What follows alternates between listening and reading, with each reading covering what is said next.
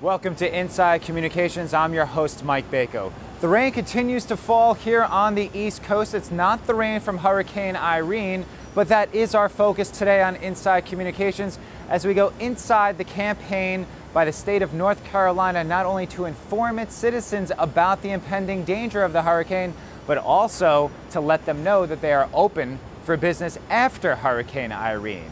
Our guest today, Lynn Minges on Inside Communications.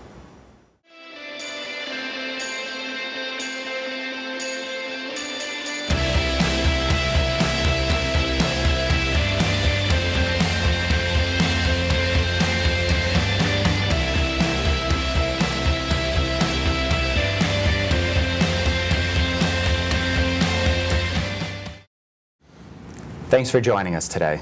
Thank you, Mike. Glad to be here. So we're recording this in the aftermath of Hurricane Irene. Let's get right to it. How has North Carolina fared?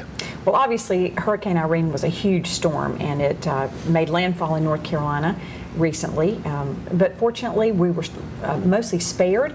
We did have some damage, mainly inland from flooding, but our beaches are wide open for business, and we look forward to greeting folks back. And it's not just about coming back for the summertime or Labor Day, which we just passed. There's an effort now to get the word out that it's safe to come for the fall, for the winter, that there are other things to do there as well. That's true, Mike. You know, when folks see the images that many of us all saw from on the national news in the aftermath of Hurricane Irene, it makes folks wonder if things are okay. And so we've been very focused on trying to get folks back to North Carolina, reassuring them that we're wide open for business and look forward to greeting visitors back. And 2010 was a banner year in many respects. 98 out of 100 counties saw increases in tourism. Some even saw double-digit gains. So how important is it to get that word out that you want to build on 2010 into 2011 and certainly beyond? Well, tourism is pretty big business in North Carolina. It's about a $17 billion industry. Folks from all over the United States and all over the world even choose to come to North Carolina. We're the 6th most visited state in America, and so tourism expenditures are pretty big business. We estimate that visitors to our state spend about $42 million every single day. And so obviously when Hurricane Irene hit, we became concerned about getting folks back. The coastal communities alone, in those communities, visitors spend about $7 million a day, every single day. And so we really ramped up our efforts to try to assure folks that the beaches are open. But as you mentioned earlier, it's also not just about the beaches, it's about all of our entire state. There are 100 counties in North Carolina, and they're all open and ready for visitors. So millions of dollars involved on a daily basis. Let's go back a few weeks to Hurricane Irene. How exactly did you get that word out? You mentioned that there were ways that you communicated with the media, you communicated with people coming to the website, social media.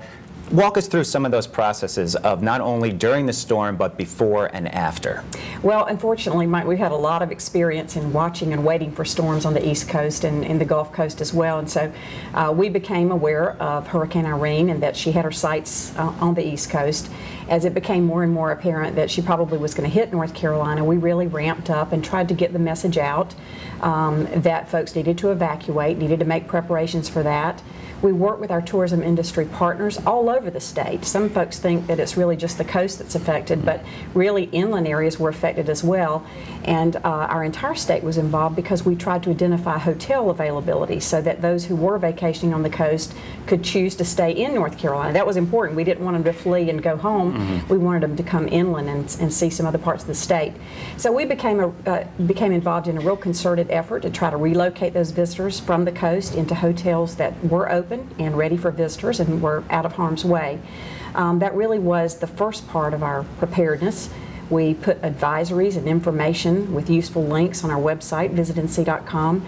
And throughout the storm, we had over 10,000 consumers who went to that website to find out just exactly how Irene was expected to hurt our coast.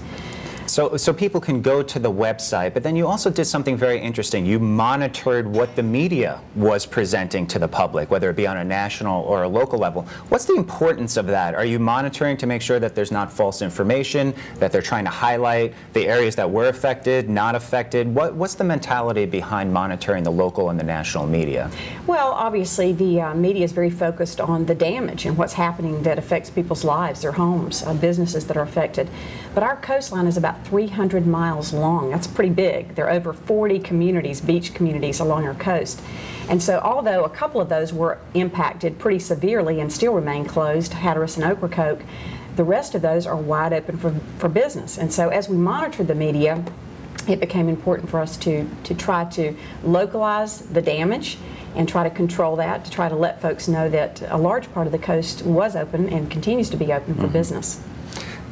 How did you get that message out? I know that on the website and different social media mechanisms that you actually had man on the street videos, that you had pictures of certain areas to say, hey, you know what? We survived it, we got through the worst of it. How important was it to actually have, not news footage, but people just going out, living their lives, and you see them on the boardwalk, on the beach, going into stores, restaurants, things like that? Yeah, that's a great point.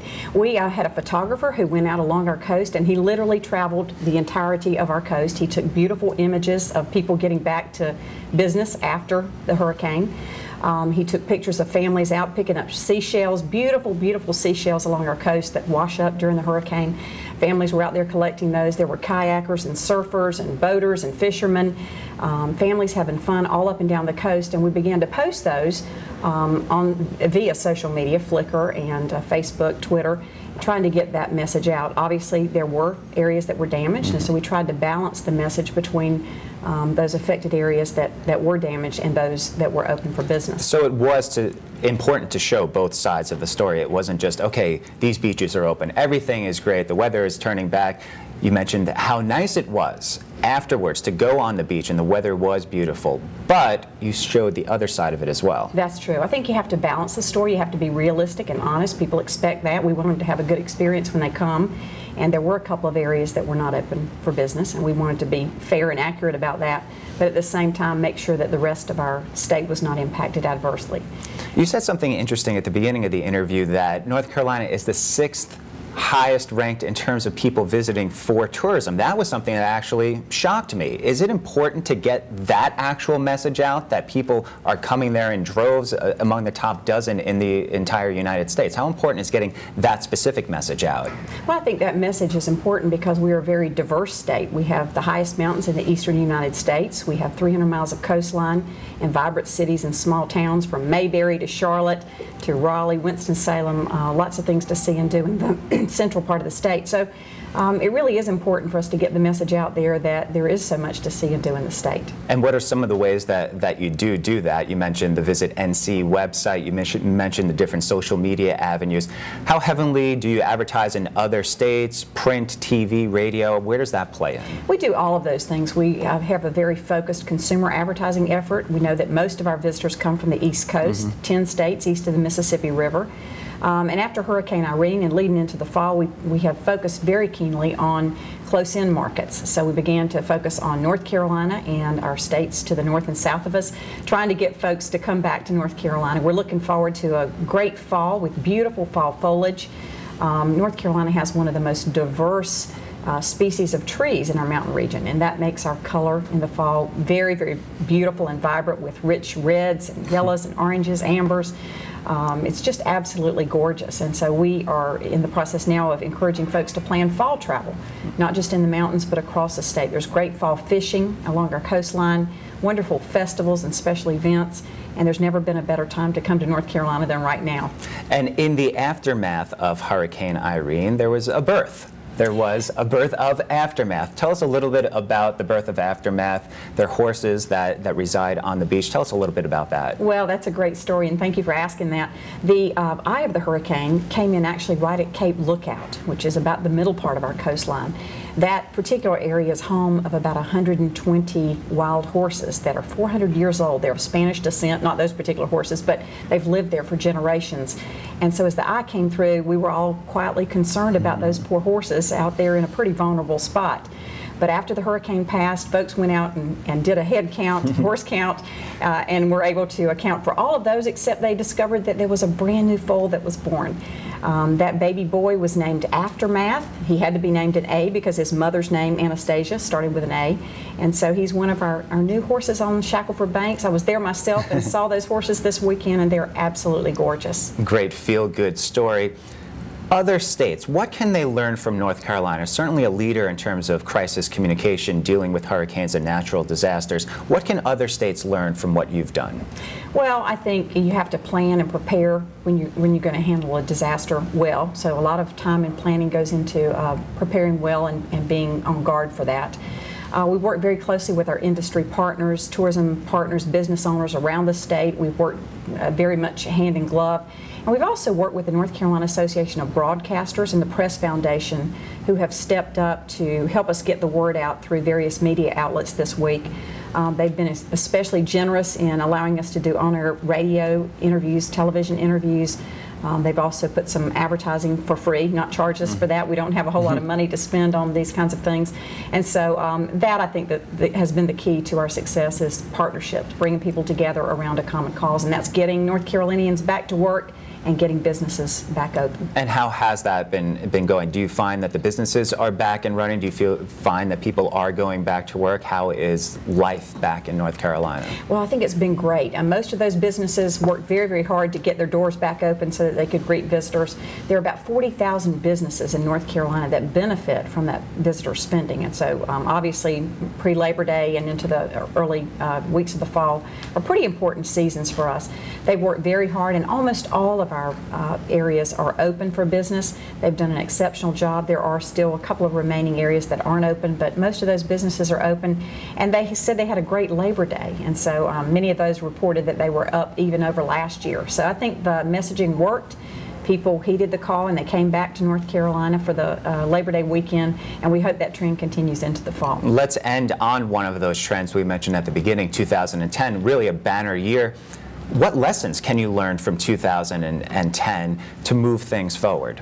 Well, North Carolina is a wonderful state. There's just so much to see and do. We have great diversity in the state, but we're a pretty affordable destination.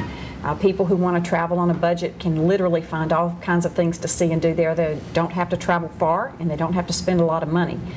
We're a state known for rest and relaxation and outdoor activities, and that is abundant this fall. Folks can go camping and hiking, kayaking, fishing, lots of things to see and do, and they can do that on a budget. So we think we'll continue to do well going into 2011 and beyond, simply because there is so much to see and do, so much diversity, and it's a very affordable destination. Thanks for going inside on your campaign to make North Carolina a tourist destination and helping us understand the impact of Hurricane Irene and how you handle it. Thank you so much, Mike.